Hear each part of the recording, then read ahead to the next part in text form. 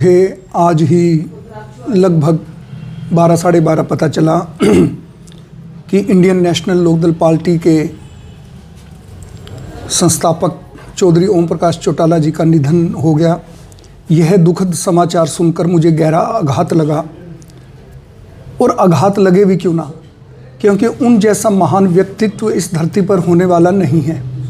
वो एक कड़ी मेहनत करने वाले, निष्ठावान, पार्टी को समर्पित और काम में सबसे आगे रहने वाले और अपनी धुन के पक्के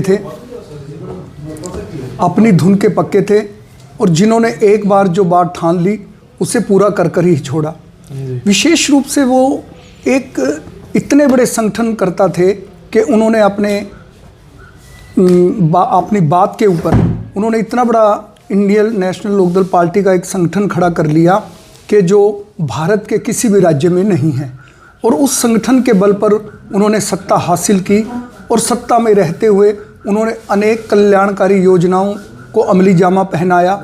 चाहे गांवों में सड़क की बात हो, चाहे फिरनी को पक्का करने की बात हो, चाहे जोड़ों और तालाब को पक्का करने की बात हो, चाहे शमशान भूमि की 4 दीवारियों को बनाने की बात हो, चाहे किसी प्रकार की, उन्होंने सरकार आपके द्वार एक ऐसा कार्यक्रम चलाया कि वो उन्होंने लगभग हरियाणा के 8000 गांवों में गांव के अंतिम छोर तक पहुंचकर जनता की आवाज़ को उनके द्वार पर जाकर सुना, और वहीं पर सभी आईएएस लॉबी को बुलाकर, कर्मचारी और अधिकारियों को बुलाकर उनकी समस्याओं को हल करवाया।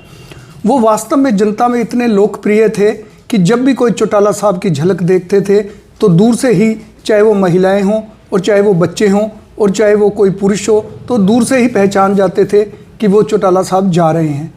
उनकी एक अलग पहचान थी, एक अलग व्यक्तित्व था। वो महान एक ऐसी प्रतिभा के धनी थे जिन्होंने अपने बलबूते पर पार्टी को सत्ता में लाने का काम किया।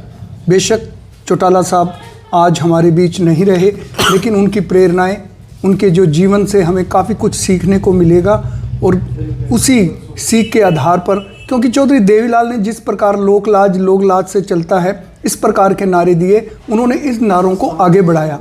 वो वास्तव में जो कार्यकर्ताओं की नब्ज को पहचानते थे और कार्यकर्ताओं के दुखड़े वो बड़े नज़दीक से सुनते थे और उनकी समस्याओं को तुरंत हल कर देते थे।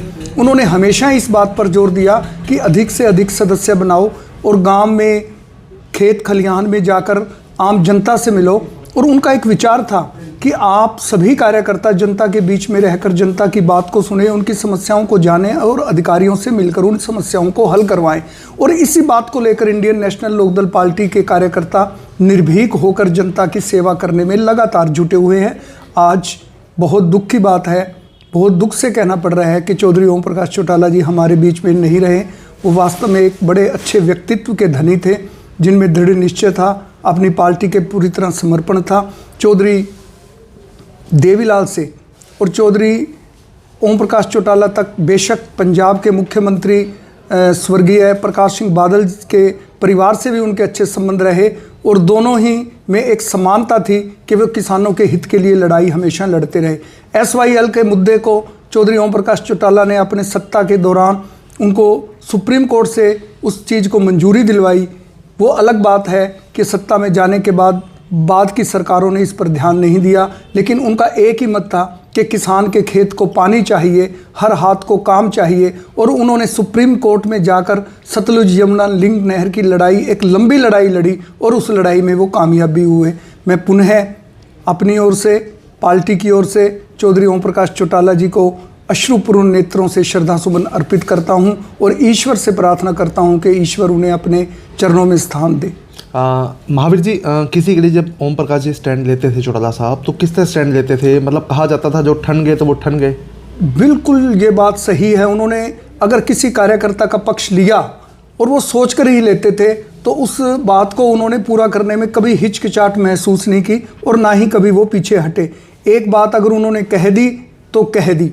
मैं एक नाम नहीं लूँगा, मुझे एक मित्र हैं वो उनको कंज्यूमर कोर्ट का जज बनाया, तो वो मिलने के लिए गए। उससे पहले एक और वकील साहब गए, तो उन्होंने कहा कि योग्यता के आधार पर जो है वो इसकी नियुक्ति की जाएगी, और ये बात मैंने किसी को पहले हाँ भर दी है। जिसको पहले हाँ भर दी किसी भी काम के लिए, वो काम उन्होंने करके दिखाया पूरा, और उस आदमी का भी काम किया। यही उनकी एक नीति थी, यही सिद्धांत था। नाम बड़ा चलता था, फ़ोन पे जब कहते थे मैं ओम प्रकाश बात कर रहा हूँ तो लोग समझ जाते थे चौटाला साहब हैं। बिल्कुल, और वो ना सुनना पसंद नहीं करते थे। उनका एक ही मकसद था कि कोई भी, अगर कोई आम आदमी भी या कार्यकर्ता भी किसी अधिकारी के पास जाए और वो काम ना करे उनके कहने से, तो ये उनको बर्दाश्त नहीं थी।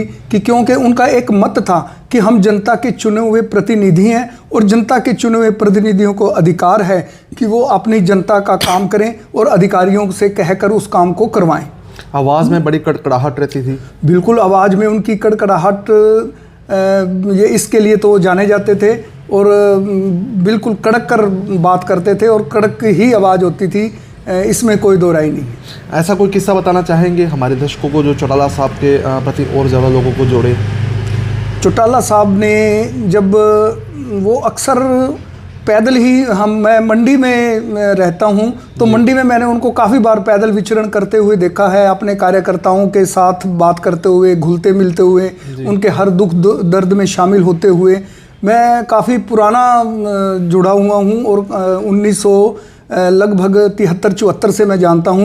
और इमरजेंसी के दौरान जिस प्रकार उनके साथ जाति की और उनको जेल में डाल दिया, तत्कालीन जो हमारी प्रधानमंत्री श्रीमती इंदिरा गांधी ने जब देश के अंदर 25 जून 1975 को आपातकालीन की घोषणा की, तब सभी राजनीतिज्ञों को जेलों में डाल दिया गया, और उनको भी उनके साथ ही पकड़कर जेल में डालकर उनसे अमानवीय जो है यातनाएं उनको दी गई। वो मुझे बड़ा अच्छी तरह याद है। तब मैं 7वीं-8वीं क्लास में पढ़ा करता था, और मुझे, क्योंकि मेरे एक मित्र हैं प्रदीप मेहता जी, मैंने उनके घर ही इन सब परिवार को देखा है, चौधरी देवीलाल जी से लेकर दिग्विजय चौटाला, दुष्यंत चौटाला, करण और अर्जुन को।